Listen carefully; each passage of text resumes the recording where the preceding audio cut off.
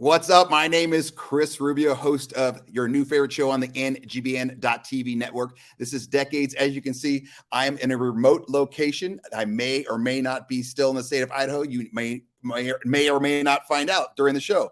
We've got a great show. As I've heard from many people, last week's episode was their absolute favorite. It got a little spicy, but in the end, like the show's meant to do, we all agreed to disagree, cheers, and we kind of moved on from there. Who are our panelists tonight? Let's start in the youngest group, the 20s. We have Charles Wallace. He's from Philadelphia. He is no longer a wiffle ball champion. We will not be talking about that. Chalice, what is up, my man? I'm still a two-time wiffle ball champion in 5 tries. Next year we go to get back to batting 500. Chalice, do you know who came in second place the last World Series? No, you know what? We don't talk. Yes, I do. The Philadelphia Phillies. No one remembers second place. We're moving past you. Going to our 30s, we've got Joe Nolan, who is now a public figure. I can let him explain that. Go Phillies. What's going on? Yeah, Joe's a Philly guy. What's up, Joe? What's up, Rubio? Big day for you today, Joe. Congratulations. Thank you. It's not every day the company you work for goes public. It was pretty surreal, but apparently we're going to actually get to ring the NASDAQ bell in a couple months, so watch out for that. Oh, my gosh. Are you going to be there? I'm going to press the fucking button. Are you kidding me? As soon as you press the button, is that when you become the official capitalist now? That's when I'm just like, you know what? My taxes are too high. Exactly. Let's move up to our 50s. We've got Alex Kris. I call him Gru. He's in LA. He doesn't like LA, but he's there. What is up, Gru? Greetings from the city of Los Angeles. Another 50s, we've got Jim Gingrich, the G-Man. He's an Idaho native, is having a good time, and only owns one gun. What's up, Jim? Hey, congrats, Joe, and welcome to the jungle. And rounding us out, the oldest member of the panel. Give it up for Jay, the Judge, Gaskill. He's representing our 60s. What's up, Judge? The senior member, and the neighborhood's never been nicer, Rubio. Judge, I appreciate you doing all for me when I'm gone. I really do. In my heart, I'll get down on my hands and knees and I'll give you a big hug, so we'll be eye level when I get back. All right, guys. So this week's topic, it's called WTF, or what the. Figure it out. We can let Joe Nolan fill that in, because in today's society, everything has gotten so, just like you look at headlines, you're like, what the hell's happening here? This is just so crazy. I can't even understand it or what's going on. So we're going to actually start with the Judge. You submitted something to Sub 6 Ed, which we normally would introduce, but he's having some technical difficulties for some reason. Ed, if you can hear us, can you throw up the Judges?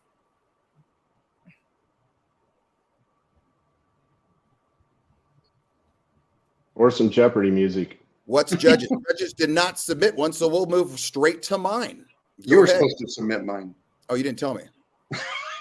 Well, I submitted 2, so you can submit. I know, actually, hold on. Ed, before you do that, I know what the Judge is going to say, because he had a Facebook post that kind of inspired this. Judge's topic is going to be, why is there such issue with who? I just lost my mind. Jason Aldean. Jason Aldean, and the issue of, if you're boycotting him, what do you think? Or if you have an issue with people boycotting him, do you also have an issue with people boycotting or banning books? So that's going to be the Judge's topic. Good job, Judge. Way to think on the fly right there, my man. So does anyone have a thought on this? For those of you who don't know and you've been living in a cave, Jason Aldean has a song called You Try That in a Small Town, and basically it's been out for a while, I believe. Yeah. And all of a sudden it got fired this week, where people were saying it's very racist, it's doing this, it's doing that, and it immediately shot to the number 1. And it's very, very odd that it is racist, because if you look at the lyrics, I'm not really seeing it. But Jim Gaines, you wanted to talk right off the bat. Hey, look, not you, but Judge and I are from small towns. The song sucks. I bought it. I don't even like country music just to help the guy out, because all it does is put videos of BLM and things that went on, and all it says is don't try this in a small town. Whether you like it or not, it's true. You didn't see that shit here in Post Falls, Coeur d'Alene. You don't have the activists. It didn't happen. I agree with the Judge. I mean, I don't have issue with people not liking it, other than I don't see the parallel to any other thing. But all it's done is made him number 1 everywhere.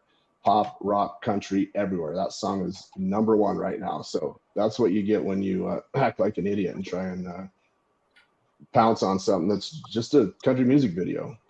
So, Judge, what was your thoughts when you posted that?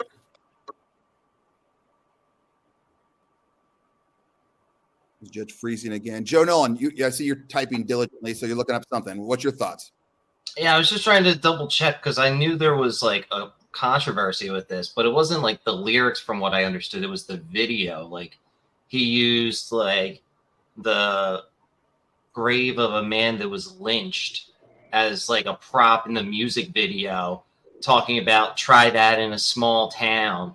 And people are like, wait, that's like using lynching and mob violence as a prop and saying try that here. So I don't know. I'm not a country fan. I think Jason Aldean will be fine no matter what. It's not really banning. No government, state or federal, is actually saying he can't do that. People are just voting with their dollars. Charles Wallace. Yeah, just going off what Joe said. I'm not a country music guy myself either, but I figured we might be talking about this, so I did do some research into the song and the video.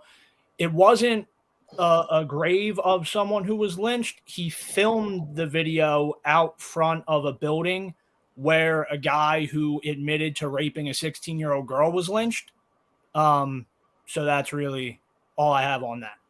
And I think it was in the South, obviously, I think it's where he's from. And so that he was just kind of like, it would be like if I did a video in LA, it was just that where he's from. And, that's kind of the issue back there. Now, Judge, you're back on. You've got your pigeon working. So what was your thoughts on posting that? Well, my point is that all these people that are upset that he's getting silenced or banned, if you will, by whoever, I think a huge number of them are going to be the same people that are in favor of banning books in libraries and schools. And it comes down to the whole First Amendment type principle that's exactly, you're supposed to protect all speech, especially speech that's not popular. And just because it's popular with them, all of a sudden it's an outrage, whereas banning books, for instance, is something good. There's just no difference. But what about the books that they're talking about, like Gender Queer, where it's very sexually descriptive and it's at middle schools and elementary schools? Well, then tell them that your kid can't be exposed to it. Don't tell them my kid can't be. But you think that like that graphic of a book, you can look it up on your own. I mean, I don't even think I can post it on YouTube where this goes up because it'll be banned. But the images are very, very graphic. I mean, and they're very odd. They're not protected by the First Amendment. So if it's pornographic and if the courts find it's pornographic, then it's not protected and it should be banned. Okay. So what you're saying is pornography bad, just words good. I think generally, yeah. The more people know, the better off our society is.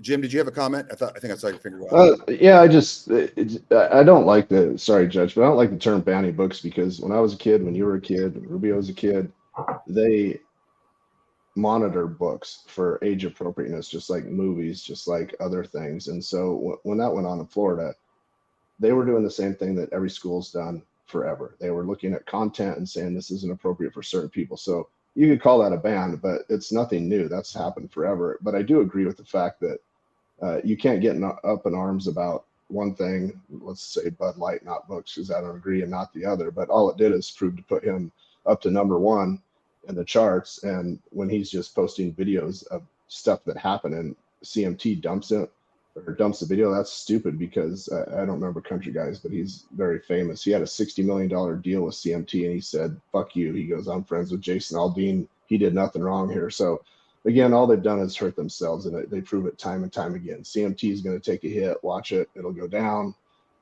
The people that watch it are people that support Aldean. So it was another stupid move by virtue signaling from a stupid company that doesn't know their audience. Gru? Well, I think the whole issue backfired. They tried to, ban him, but he actually became #1 and would make a lot of money out of it. So I think good for him. Okay. Judge, way to start us off. It was you were prepared, you were diligent, you were outstanding. Way to go, my man. Let's go to Charles Wallace's sub 68.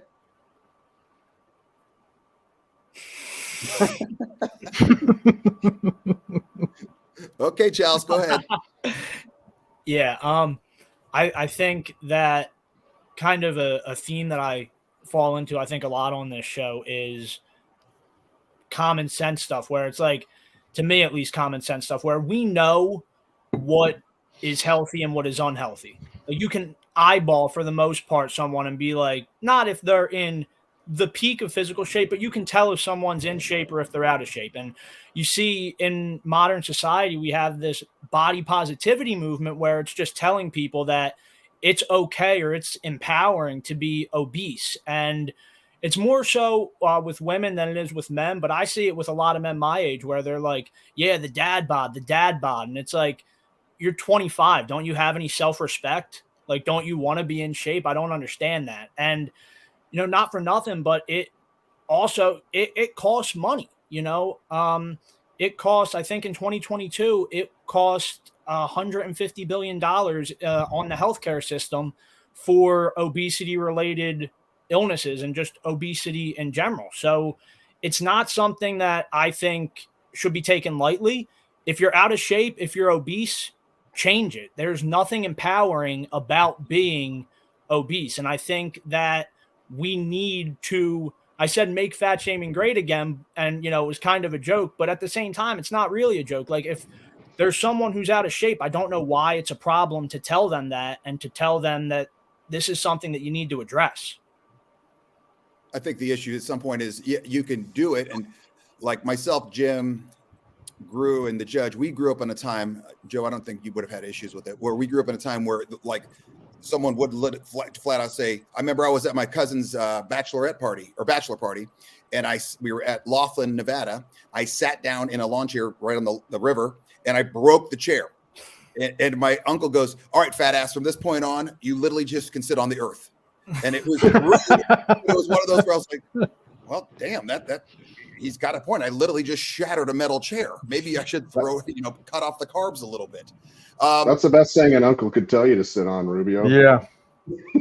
So saying, yeah, that was back in the day. No, but it worked. I mean, and I don't know if people were, less sensitive or more sensitive or whatever it is now, but it's like there's a meme going around where it shows who's like the Mexican guy or Dominican guy in Breaking Bad. He owns the chicken thing. And it says like, high praise to Lizzo. She's such a great, warm-hearted figure, blah, blah, blah. And then the next one, it shows him like angry and it says, when you tell a woman, you look just like Lizzo. Oh, okay. Like, oh, you say that's good, but it's not. Joe, what are your thoughts on this? Being the workout guy / I think you're probably the skinniest. Yeah, I mean, I enjoy working out. It's a good time. I like to push my body to the limits. I know that's not for everyone. Different people put different priority on different things. And I think that's great. I think, I don't have any right to tell anyone how to live their life, just like I try not to let people tell me how to live my life. So, usually my ability to criticize people stops at my body. And that just tends to make me come off as polite and considerate, and I usually just try to keep doing that. Charles, the problem that I have with it is you're seeing more and more nowadays that people who are obese, they're asking for more and more accommodations in society. Like, it might have been maybe a month ago that I saw like all the rage on Twitter. Maybe it was just my side of Twitter, but all the rage on there was a video going around of a very, very large woman complaining about not having proper accommodations on a flight. Mm-hmm. And then all these people are rallying behind her like, yeah, we should be getting bigger seats on these airplanes. But if the seats get bigger, then there's less seats. Now, ticket prices have to go up because you can fit less people on the plane. So it's not as simple as, to me at least, it's not as simple as it's not my body. It might not directly affect me right now. Like, there's not an obese person about to sit on my lap, so it's not going to affect me. But I think it does. Everything affects everybody, whether you see it directly or indirectly. Society has an impact on all of us. And I see my thought on this one. This is one of the things that Judge and I agree on. So, Joe, how much do you weigh? 180. 180. Okay, I'm 240. I think there should be a number at 200. If you're over 200 pounds, I feel like you should pay more for plane tickets, just because I take up more space. Sorry, Jim. I take up more space than Joe does. If I'm sitting next to Joe, I'm like, oh, hell yes. This guy's not, his shoulders aren't going into mine. We're not going to have an arm, wrestle for the armrest. And so, but if I'm sitting next to him, yeah, Ed, you should pay half price.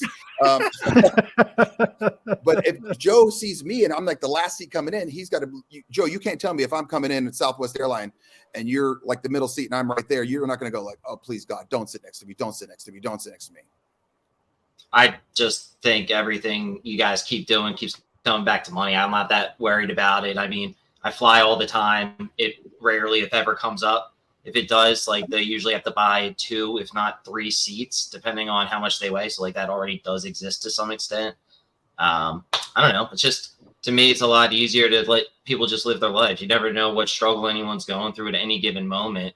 You know, we talk about male loneliness on this network a lot and just like the unseen struggle. And, you know, maybe someone's having a bad day and some random dude just bullying them on the street pushes them over the edge. And like, that's something you can just avoid by not, you know, making nothing but like surface level judgments about a person. You know, I don't think, in my opinion, I wouldn't look at some guy and say, geez, look at that fat ass. You know, I didn't go right at him. But if it was like, say, Chalice is my good friend, and all of a sudden, say he's 170, 180, 190, whatever he is, and then all of a sudden his girlfriend dumps him and he starts eating, and all of a sudden he's at 3 clicks.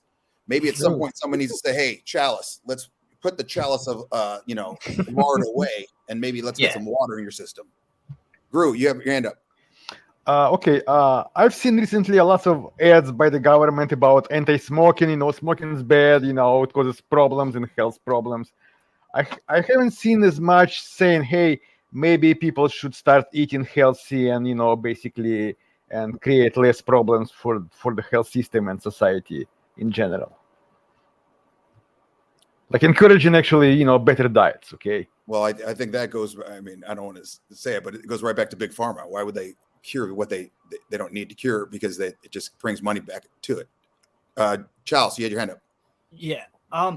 Whether we like it or not, there have actually been studies done that show whether subconsciously or consciously, people who are in better shape get more respect out in the world. So it's very easy to say, and Joe, I don't go up to people on the street and just be like, you're a fat piece of shit. I don't do that. But kind of like Rubio said, like I had a friend who I wrestled with him for years. He was in great shape. He was like 150 pounds. And then he went through something. And then the next thing you know, a couple months later, he was 190. And when he hit 190, we just started calling him the belly until he would lose weight. Oh, okay. And now he's back he's under 150 pounds now. And any chance he gets, he brings it up and laughs about how out of shape he was for his size and thanks us for, you know, bullying him into getting back in the gym and getting back into shape. So I'm not going out of my way to people on the street and being like, you're fat, you need to fix that. But for people in my own life, I'm going to do that. And yeah, it's easier to just let people live how they want to live. But there have been studies done that show people who are in better shape get more respect in society. So there's no negative to being in shape, and there are a ton of negatives to being out of shape. Jim, let's go Jim Gingrich, and then we'll go to commercial. Ed, I know you're yelling at me. I look at it on both sides. I grew up when models were, you know, puking their guts out and super thin, and there was all this pressure on the women, and everybody was on a diet and doing aerobics and crap, and that's wrong. I don't see a reason to, I guess, pressure people to be something different. I don't think that you need to look down on them. I don't think that you need to have an opinion on it per se, but I think it's a typical pendulum swing that we're going through with all politics, right? At one point, it was a model was thin and sexy and everybody looked good. And now it's like, hey, look at me, I'm fat as fuck, but I'm awesome. I mean, you know, where's the middle ground? I'm sure that person would prefer to be thinner, and I'm sure, you know, everybody has some body issues. So just, you know, table it is my thought. You know, if you want to lose weight, lose weight. I don't care what size you are, but why do we have to be shaming people for working out now? Because that actually was happening. I don't know if it was MSNBC or something. They were saying that right-wing people that work out are assholes. Like, okay, taking care of your body, you're an asshole. I'm not going to agree with that. Mm-hmm. I think it needs to come back to the health. I mean, if someone's 6 foot 400 pounds, they could be a great person and all that, but I mean, literally common sense is telling you this dude is not healthy. You can't be 6 foot 400 pounds and be a healthy human being. I mean, if you have a family, you got to switch that lifestyle just for your own family, your kids, your husband, your wife, whatever you've got, just so you can live another hour and a half, let alone a year or something. Yeah. On that note, Sub 60 Ed, you're chomping at the bit. Take us to commercial, my man. Hello, my name's Ian Hill. And when I'm not training to be the oldest man to play NCAA Division I college football, I'm the CEO of NGBN TV. Our mission's pretty simple. Educate, equip, entertain, support, and inspire men in their 40s, 50s, and 60s. It's a one-stop shop for all that a man in his middle ages needs to be his best. So won't you come and join us? Come and be a part of NGBN TV. Now back to our show. Welcome back to Decades. My name is Kris Rubio, host of this fantastic show. We've got James Gingrich, Charles Wallace, Joe Nolan, Mr. Public, and Alex Grew, Kris. With the judge is still trying to find his Wi-Fi for some reason. He can't figure it out. It's at this point, it's almost amazing. Welcome back, Sub 60 Ed. Let's pull up my WTF moments. Moments? 2 of them. No. I cure cancer. They looked at me like, why cancer? Because no one thinks we can. That's why, and we can. We end the cancer as we know it. Okay, that's number 1. Now number 2. And we're still feeling the profound loss of the pandemic, as I mentioned, of over 100 people dead. That's 100 empty chairs around the kitchen table. Okay, so these just happened to I got mad because I threw it to him at like 4:30. We film at 6 p.m. Pacific, and I'm like, my God. Okay, let's just talk about the elephant in the room here. Dude is old. He's the kind of guy, like if this was your grandpa, and he reminds me so much of the grandma in Christmas Vacation. Like if you would bring him in, and I want to have the utmost respect for our president. Love the country, the job of the presidency, but it's becoming to the point where, okay, only 100 people. Oh my God. Oh no. Rubio froze.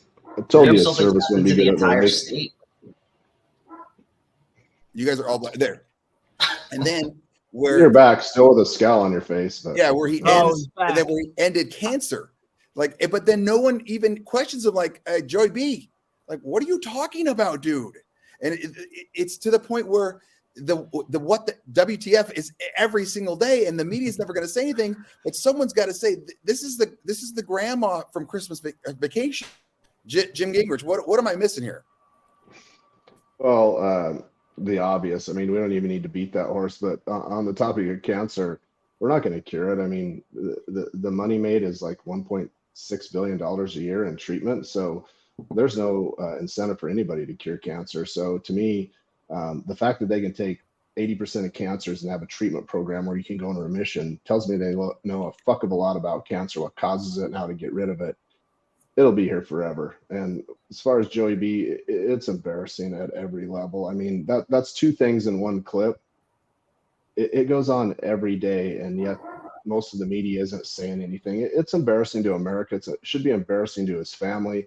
And they still prop him up like, oh, no, he's a great guy and doing great things. He's a puppet, and he's old, and it's disgusting that somebody's abusing his elderly state and his dementia. I was going to say it's almost elder abuse at this point. If he, It is. Joe Nolan, what are your thoughts on this? I don't know. I mean, dude's old. Cancer probably won't get cured. More than 100 people did die from COVID, so I guess like fact check right. Like, I mean, like it's the same thing with Trump before this, though. I mean, he was talking about like drinking bleach and shining light when he was doing daily COVID press conferences. The truth is, like, you point the camera at any octogenarian and they're going to say some dumbass shit. Biden's clearly more together than like Dianne Feinstein, who's literally being like Weekend at Bernie's through like approving judicial nominees. Like, yeah, that's she's literally getting wheeled in. Yeah, literally. And I look forward to the day when I can have the opportunity to vote for someone from a major party who is less than 70 years old. Well, you're going to have a couple different options, it looks like. Grew. Well, it reminds me of an old fairy tale. It was like some kind of kingdom back in the day. It was a carnival, and the king basically didn't wear any dress. He was basically naked, and everybody, I mean, like didn't see it, and then they were actually cheering his costume. Okay, so it kind of reminds me of the media treatment of Joe Biden. Okay. Charles, wrap us up on this one. Yeah, I mean, he's definitely. I would say he's lost the plot, but I don't think he ever had it. I do got to say, I think it's fair to say that you can be on the right or the left about the politics of our past two presidents, but I think it's disingenuous, Joe, to act like Trump was not much more articulate than Biden is. Oh, Judge Kimber. The judge is I back. would disagree. How though? Like he taught, like just in their speeches, like Biden is mumbling through speeches. But you can disagree with what he says, but just from a perspective of how he's articulating himself and how he gets around, he's much more there than Biden. I mean, we could just pull like a random Trump speech and like see how long we could go before we lose the plot on it. The guy just like is ad-libbing the entire thing, not saying anything the entire time. It's a Rorschach test of political speech. You always hear whatever you want to because he never says anything. But what I'm not saying about his politics, I'm talking about the fact that it looks like any day Biden could drop dead at the podium. Yeah. And Trump still gets around. That's all I was getting at. I understand that we're never going to find common ground on Biden and Trump and their politics, but I do think that it's fair to say, like, you can't really believe that Trump is as inarticulate as Joe Biden. I mean, it's not really interesting to sit here and disagree. Like, I'm not going to go pull a video either. Like, we agree to disagree on this. Okay. That's good. All right. Good enough. On that note, let's pull up Joe Nolan's WTF moment. I didn't send one in, but I do have one that I wanted to talk to you about because it's sort of like breaking live. What the fuck is going on with Twitter? Like X? What a stupid fucking idea. It doesn't make sense to throw away like the Xerox branding to get rid of photocopies or get rid of Kleenex for this. Like people literally call post tweets or retweets. Like they're throwing away a brand. So now, like, I'm just confused what Elon spent $44 billion on. If it wasn't the branding, he got rid of that. It's not the people. He fired all of them. It's not like the technology. He talks about how shitty it is every chance he gets. So what did he actually buy? Wouldn't it have been a lot easier for this billionaire to just build this new X from scratch? Well, I think he's had the X.com for a long, long time. And it was like the original PayPal. I think that's the way it kind of started. And he's trying to morph all this into one particular brand. Yeah. Judge, by the way, they did wait. On that, they did the focus groups. And he literally, part of the reason he lost his job as CEO of PayPal was because he insisted on trying to change the name to X. And focus groups hated it because they associated it with porn. They didn't think it was like very catchy. And legal also brought up you can't copyright a letter of the alphabet, so it was terrible for trademark purposes. So but he kept holding on to it. Like it's like this petty king that was told no 25 years ago, never forgotten. And now he said, "Ha! I wanted to show you all I was right this entire time." Real quick, I just want to clarify, Judge, Twitter is a social media service where people can send out these things called tweets. I don't know if they're going to be called Zeets at this point. There's like 80 billion people on it, and they're all communicating with one another. I just wasn't sure if that works for you. Does this mean that the new like private messages are DMXs? Oh, you did not yourself. Yeah. Whatever it is, it'll never last. Yeah. James, you're on the line. What's your thoughts? I find myself agreeing with Joe. It's pretty stupid. I mean, stick with it, but it's also not uncommon when you're a billionaire, when you buy something, people want to brand it their own way, even when you own it, just like Facebook, you change the name to Meta. So this is pretty common in that arena. People like to do it. They want to restamp it. They want to put their DNA on it, if you will. But I agree with Joe. It's pretty fucking stupid. Just it's Twitter. Leave it Twitter. Why screw with it? But I think going back to Joe's original question is the reason why he did buy Twitter. I don't know if this was his long lost plan to come back all the way to X, but was he wanted, and Judge should like this, open it up to free speech because so many people were getting shut down, banned. I mean, you couldn't even share articles even in DMs. And so he spent $44 billion. It's his money. Do what you want to do, dude. Yep. To basically create a new town square where people had the ability to actually say their mind. I could be wrong on that one. Go ahead, Charles. and then we'll go cut to commercial. Ed, I know you're yelling at me. I think it's kind of dumb changing the name, but I don't think it's a huge deal because like I use Twitter all the time. I'm still going to call it Twitter. I'm not going to call it X. But I guess, you know, when you are a billionaire, you can do whatever you want with your money. And rather than trying to start up a whole new social media platform and call it X, he just decided I'm going to buy essentially this user base that's so massive. And now I'm going to change it to X. And we're still all going to call it Twitter, but he's going to be happy that he has X. Yep. Judge, do you have any thoughts on this? No, none. All right, Sub 60 Ed, take us to commercial.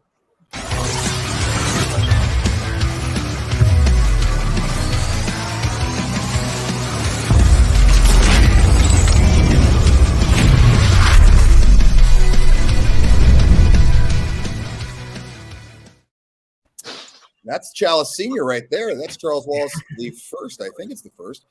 Bear Essentials podcast on the NGBN.TV network. He does a great job on LinkedIn as well. He's kind of a guru on that.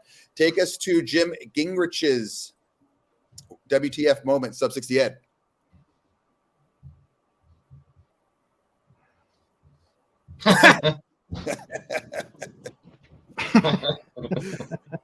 I'm not gonna laugh too hard at that because that literally could be me, but I don't own steel toe boots.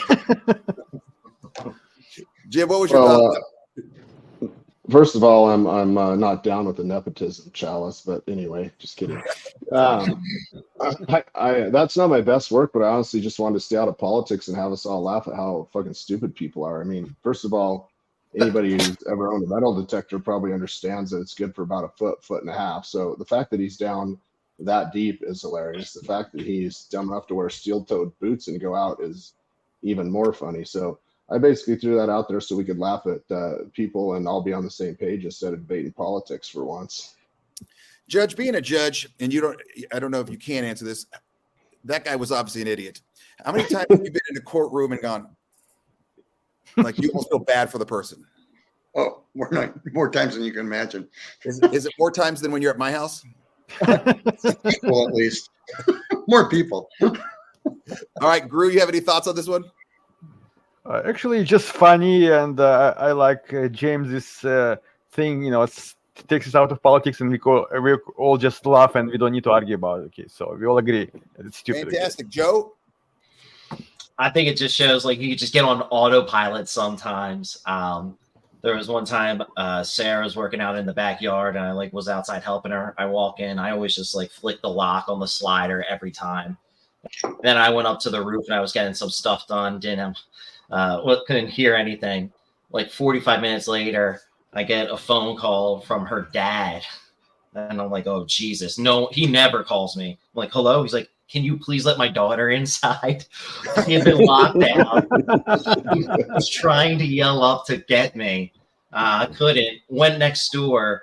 Tried to call me. I didn't answer my phone. Called the only other phone number she could remember because we're in our 30s. Her dad. And then her dad called me. And that's when you know you're in trouble. Wow. You got your ass chewed on that one. Chalice, finish this up before we go to Cruz. No comment on that one. I laughed. Okay. Sub 60 Ed, take us to Cruz.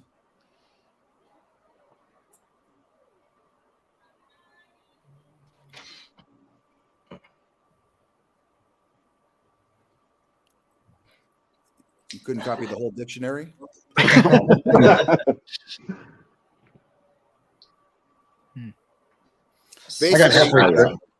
I'm a speed reader and I didn't get through that. Wasn't this when she went in her private? And this was also the time where she was complaining about her beach being not private enough. Yeah, it's another thing basically, but similar to the beach, yes. Yeah, to where in this became a term, the Streisand effect. Yeah. So it's like when you accidentally make something more popular by trying to hide it. Yes. Yeah. She tried to hide the fact. Jason Aldean. Jason Aldean. Yeah. Things similar like that. stuff. Yep. Judge, what's your thought on this? And is the Streisand affect anything in your court? I'd just like to say, Rubio, that this reminds me of you wearing a snowsuit and snow boots elk hunting. So other than that, Judge, I wanted to be warm.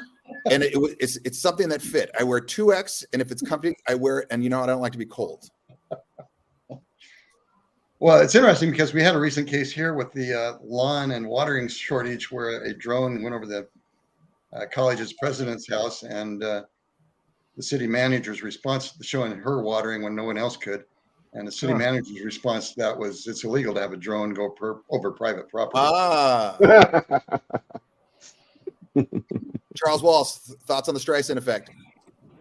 Yeah, I mean, it would just like James said, it goes back to what we opened the show with Jason Aldean. You see it all the time where you try to say, don't do this, don't watch that, don't listen to this, and it's just going to drive more people to it. So I think, if people have something that they want suppressed, you're almost better off hiding it in plain sight or just leaving it alone. Like, I would have never knew that Jason Aldean song existed if I didn't have people shouting from the rooftops all week about how racist it was.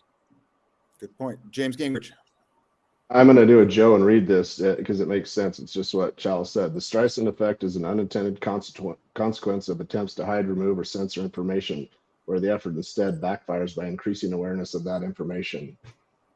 Yeah. Mic drop. I mean, that's what it did, and that's what happened with Aldean, which is good. That tied right into the whole show. But I mean, shout out to Barbara Streisand becoming like a verb or an adjective or a theme or whatever that is. Though that's kind of cool. Joe, wrap us up, man, big man. Are you awake?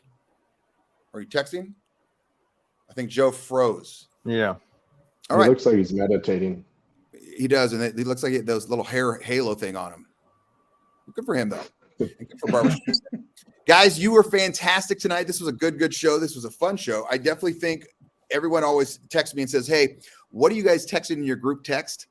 This week's theme was basically climate change. So we're going to have to come back to that next time. If anyone has any questions regarding decades, because we've had a couple people ask if they could be guest panelists, men or women, you can email Rubio at therubiomethod.com. That's Rubio at therubiomethod.com. And don't forget, there's a decades page on LinkedIn, obviously YouTube, and now on Facebook as well. Okay. So Sub 68, I don't know if you can hear us or see us. Oh, Joe's coming back now. Sub 68, Joe is back. Who is your winner for tonight? No, it cannot be me. I know you want to choose me. Sub 68. Joe Nolan. That's a mercy vote. Actually, no, we'll give it to him because I don't like it because he's related to you, but we'll give it to him. Shout out to Joe's company going public again. Give it up for Joe Nolan. Cheers. You guys did a great job. Joe. I think the judge froze again. At some point, Judge, you got, or you're just not blinking. He's moving. Judge. All right, guys, great job. Cheers. Cheers. Agree to disagree. Everyone watching, please share the episode on YouTube, Facebook, and LinkedIn, and make sure that you have a conversation with someone you normally wouldn't have a conversation with, and be civil. Over and out.